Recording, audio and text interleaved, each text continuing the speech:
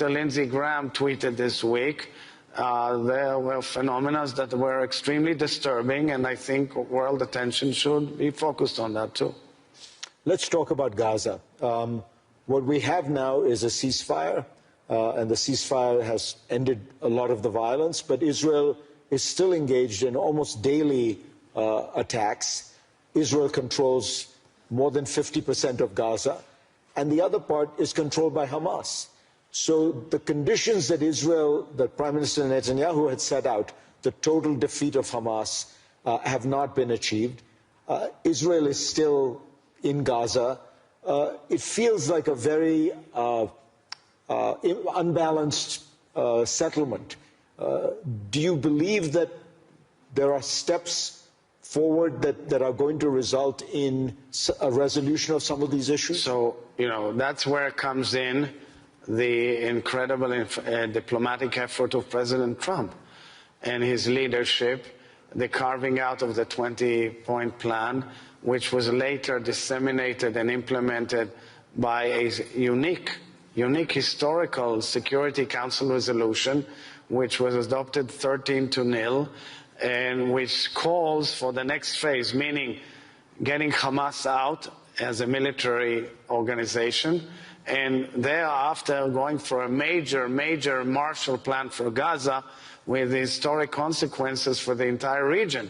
Now, this has to be done, and it's going to be launched as part of the Board of Peace and its operations, that the government of technocrats, which is accepted and agreed, which should take now the civilian management of Gaza, and the real test has to be Hamas leaving Gaza. Hamas as a military group leaving Gaza. This is the test of this movement from stage 1 to stage 2, as well as, of course, the return of Ran Gvili, our hostage, as soon as possible. That's where we're at. So it's not a standstill. It's a stage-by-stage process whereby we've brought Hamas into a situation where we annihilated most of its leaders on the ground. And now the next phase has to be this international effort, which so far is building in front of our eyes. So we must give it a chance. And what I like about it is that it's thinking out the box. It's something rare. First of all, it brought us back our hostages, which was the most painful process and demand of all of us, and we want to see Gvili back.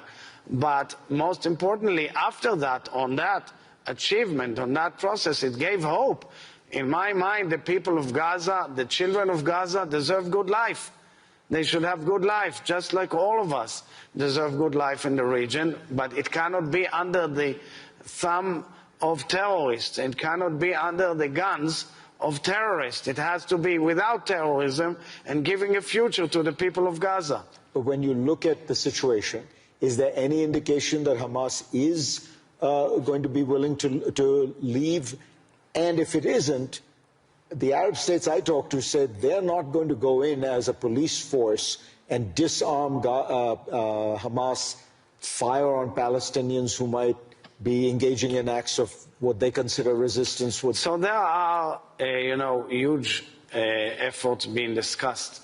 In these very moments, actually, in the halls of this conference, many ideas were discussed by many partners and people who are dealing with it. It seems to be, challenging, but if, as the Americans say, they can do it and they can deliver by leading this huge international effort, which is also coordinated by the CMCC, the special military compound near Kiryat Gat, where many representatives of many nations are working on questions like demining, decommissioning, questions that deal with the future of Gaza, the building Gaza, the program of a huge amount of budgets that will go into Gaza and give a true overall of its infrastructure and create Gaza as a haven that we can live with and bring future to the Middle East would be remarkable. We're now in it. it has to be tested. It is clear that no one is willing to go into Gaza and fight except our military and our soldiers, our sons and daughters. And that is made clear that there will be a deadline to how long we can procrastinate in waiting to make sure that the terrorists are out. But in between, there is a major effort, and that's been discussed by the various parties to the agreement and to the UN Security Council resolution. If the Gaza plan succeeds and there is a reconstruction and there is a technocratic government and Palestinians do begin to be able to live in peace and dignity, isn't the next step that they will ask for political rights? In other words, a path to statehood, and is that appropriate for them? So the Security Council resolution and the 20-point plan have given, the horizon for that effect. And I think that's a very important horizon which has to be discussed, because the issue will be whether there are reforms on the Palestinian side, and how do you make sure that there will be peace and security for the Israelis, and how we move on as nations in the Middle East. I think the greatness of the process right now is that it is also based on regional elements, and the fact that it's a regional process also gives strong winds to many new facets in the dialogue, such as economic improvement, economic dialogue, economic benefits, and so forth and so on, that give vested interest to the people to see that there is a future rather than going to terror.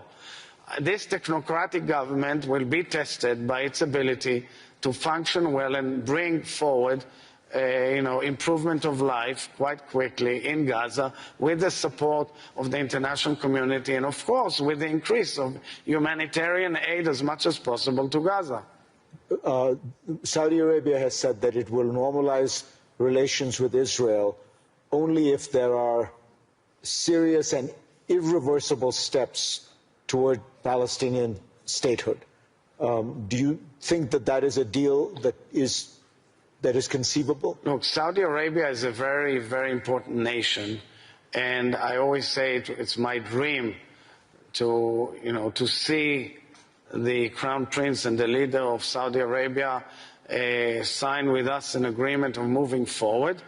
But right now, what we have is the platform of the Abraham Accords, and the Abraham Accords were carved out in the first term of President Trump and has shown immense sustainability throughout the storm that has we have seen in the Middle East.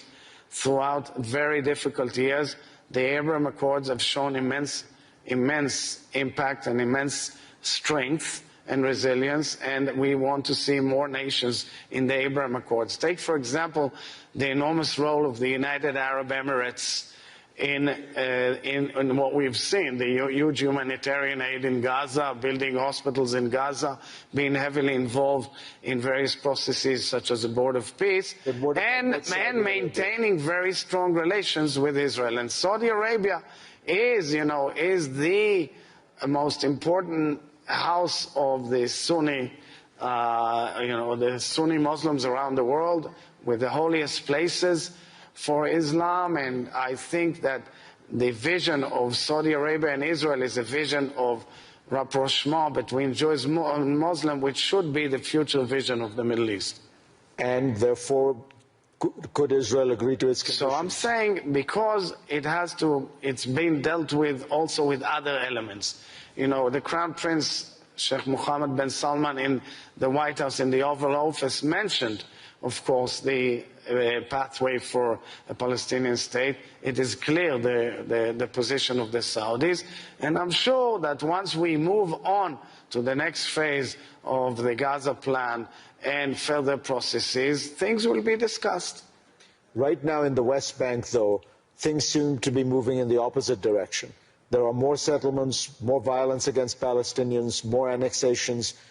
Isn't that making a two-state solution impossible?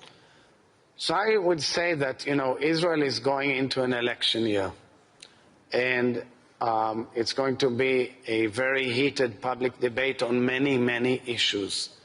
The issue of the two-state solution, Palestinian state, is an issue that is one of these issues that will be debated. As head of state, which is not involved in the political system, I'm cautious as commenting exactly on the outcome of each of these issues and how they will be discussed and what is the right path. I would say also that I've said it previously also in our previous interview, that following October 7th, there is a lot of rethinking and reanalysis amongst Israelis about what is the best way of living together with our neighbors. I think it's a must that we build a future of coexistence and peace between Israelis and Palestinians.